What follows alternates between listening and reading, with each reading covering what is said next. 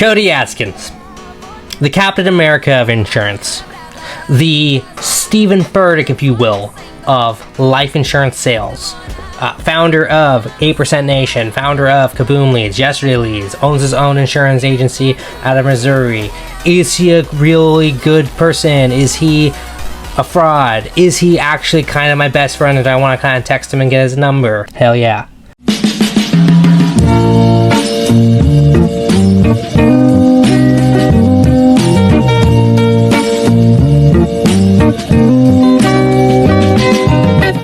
This last week in Charlotte, I went to the 8% Nation Roadshow where Cody was there. You had guys like Dallas Keithley, John Wetmore, and a whole bunch of other speakers. Is it worth it? Is 8% Club something that's worth your time? Is Cody Askins someone who's worth your attention? Is he a guy who's super solid? First thing I will say that I really, really liked was how personable all the speakers were. Like, as I got in, you could see Cody there going to each and every single table, introducing himself to everybody. Plenty of the speakers were walking around, introducing themselves to everybody. Everybody was accessible. You could go up to any speaker and ask them questions. You could have conversation. As a guy who grew up going to church conferences, pastors' conferences, things of that nature, that's really refreshing. Because the one thing that's worse about, like, again, I don't go to a lot of, like, business conferences and all this stuff, although I am trying to do that more so this year. A lot of times, speakers just are not accessible. They just don't want to talk to you. They're just behind a curtain somewhere. And you never really get to interact with them. Again, even at Christian conferences where there's celebrity pastors, which is a super asinine idea, by the way. A lot of times, you can't even, like, go talk to them. They won't give you the time of day. Like, it's very, very common. You guys know who you are. And I'm ashamed of you. It's not true for all of them, but I have seen that happen. That was not the case at this conference. I got to have conversations with plenty of the speakers, plenty of the people, asking questions, having discussions. I actually got an opportunity to sit at a table with Cody for lunch for a little bit. Really personable, and that was really helpful. And I think it created a more family, dare I say, churchy kind of environment. It felt like we were in like business church, like a church that's really like set up for sales without like the music, which is not a bad feeling, to be honest. It's actually kind of cool how they're bringing communities together. I really enjoyed was the content, and everything they taught was really helpful. Like, for me, like, I am just recently getting into life insurance, right? My expertise is in B2B sales. I have made a lot of accomplishments in B2B sales, but I want to move into life insurance because the opportunity for overrides, the commission is kind of weird. Life insurance is like the only thing where you can make $1,000, $2,000 on someone making a payment that's like $200 a month or $50 a month. Like, you get the whole thing. And that's why I like life insurance. But I don't care who you are. If you're transitioning from one industry to another, there's things you have to learn. There's a learning curve for everyone. It doesn't matter who you are. No one gets to escape that. And that includes me. So I really wanted to dive myself into the life insurance industry as a whole and learn. And I felt like I got a lot of great guiding points on where to go, how to utilize social media, how to do better at cross-selling, how to do better scaling an agency, how to market in ways that you're not thinking of. Like, it was really great. All the speakers were really spot on. I felt like I got a nugget of wisdom from every single speaker that was there.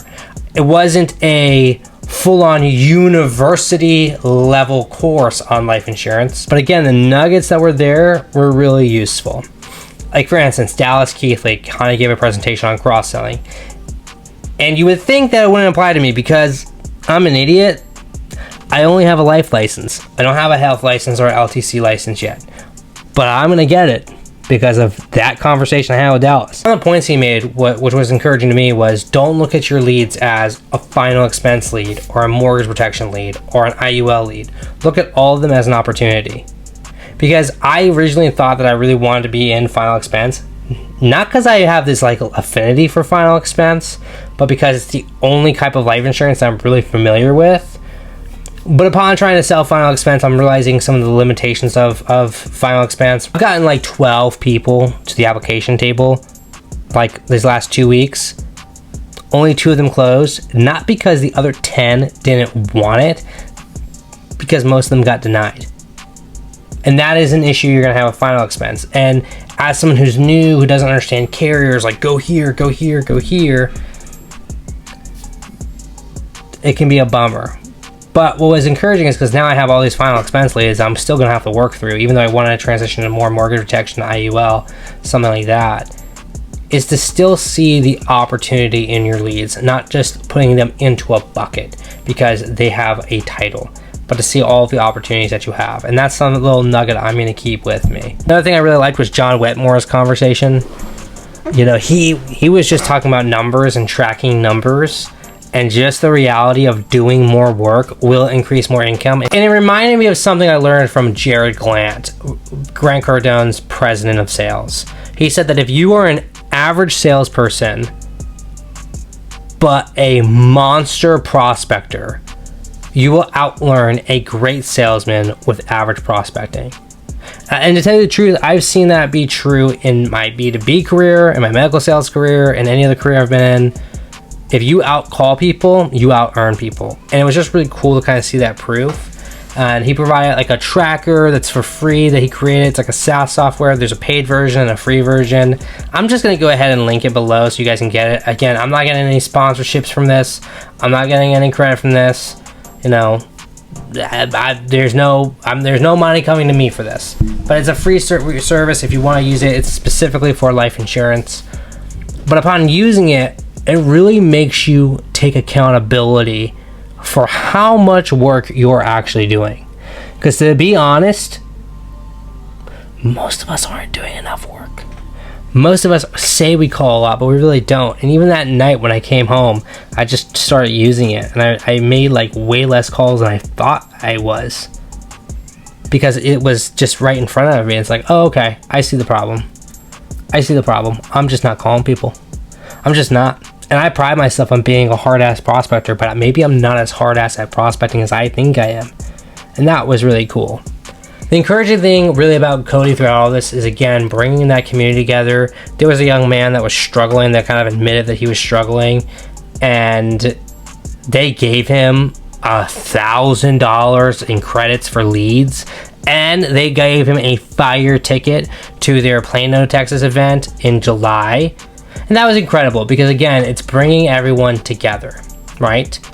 Now, for some of the things that I didn't like, the answer is there's nothing about this conference I didn't like. There are some things I wish were a little bit better. Number one, I do wish I got to see more of the speakers talking, but it is only a day-long conference from 9 to 4, and so we do have to be time, sensitive. But what was cool is, again, it introduced me to more people, so that way I can go and follow their content and learn more from them, which was really awesome. The other thing I really like is, again, kind of throughout the day, Cody teaching things. Again, nothing was like super duper bullseye technical. It was very general, which isn't a problem. You've got to expect that from a conference. A lot of going to a conference is just kind of getting a jolt of energy than really trying to learn one or two new things. There weren't any real workshops or stuff like that. All that we'll be having at their Plano event. It was really cool just to get details, just social media, how to use it, very basic. Overall, I would say I really liked the event. There is one thing that I don't know how I'm going to get used to it. I kind of agree with it, but it's a challenge. Is the whole focus of 8% Nation is to bring about collaboration between agencies, to bring a community around life insurance. For me, I have always been motivated by an enemy. What that means is whenever I've been in a company, I have always looked at our competitors and said, we're going to crush them. I'm going to make them my enemy. Doesn't matter who it is. I'll find out the rep that runs my territory. I'll find out the manager of the inside sales team. I will do research, and I will proactively in my brain try to make sales to impoverish them. I know that makes me sound like a psychopath. I don't know why I am that way. I probably have damage, okay? But when it comes to life insurance, I kind of have to agree. I just had a situation this week where I spoke to a woman. She's an age lead. She's like 5 months old, right? She filled in a form probably 5 months ago. I just spoke to her, and she told me that she just found out that she has stage 3 colon cancer. And that hit me in the gut, because 14 years ago, my aunt passed away at the age of 45 of colon cancer. And it's like, man, if someone could have just gotten to this lady 5 months ago and got her a policy, she probably would get something so much better than guarantee issue. And again, myself, like, not knowing the industry, like, I don't know all the carriers out there that approve this or approve active cancer or do this. That's why I think collaboration is important in the life insurance field, because, to be honest, it doesn't really matter who you are. There's a life insurance policy for you. It doesn't matter if you're young, old, middle-aged, have a mortgage, pay rent. There's a policy out there that you probably need, which is pretty much 99% of America, of the adults 18 to like whatever age in the States, need a policy.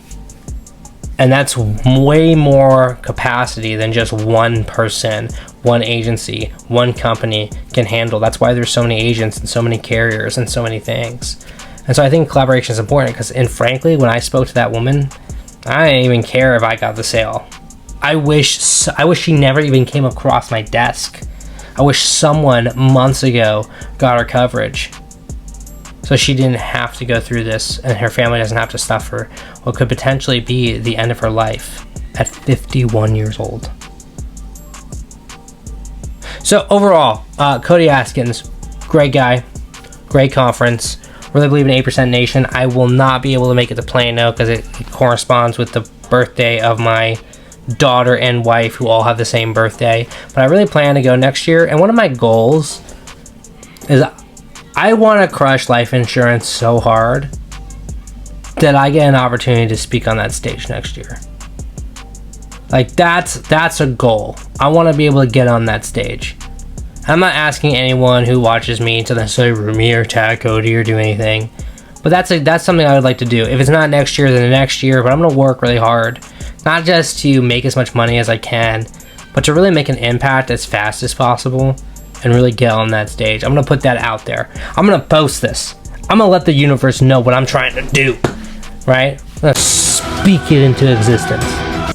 Yeah, I really enjoyed it. Really think he's a great guy. Really had a good experience. Really loved all the speakers. Would definitely recommend, if you can't make it to Plano, Texas, if the roadshow is coming to an area near you, it's worth a drive. It's worth going to, and it's worth just to meet the people and make the connections you make. Because I got so many connections from people from that conference that just makes you feel good. So, with that, guys, keep selling. I'll see you next week.